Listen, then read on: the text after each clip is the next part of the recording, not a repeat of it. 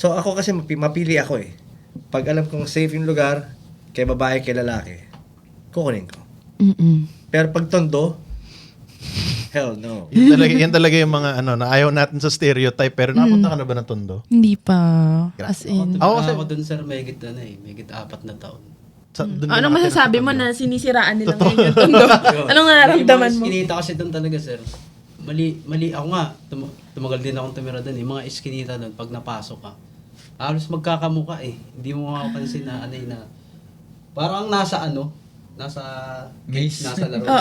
As a maze. Kasi ang dahil iskinita doon na maliliit. Pagka may gulo doon, hanggang doon lang yung mga pulis sa labas, hindi mo basta-basta pumapasok. Unless na lang kung tagaron sila. Di ngayon sa Tondo na yun, one time naka-experience ako doon sa Tondo na may nagkukumpulan na tao na siyempre, ang dami mga riot ganun eh. Siyempre, mapapadaan ka doon.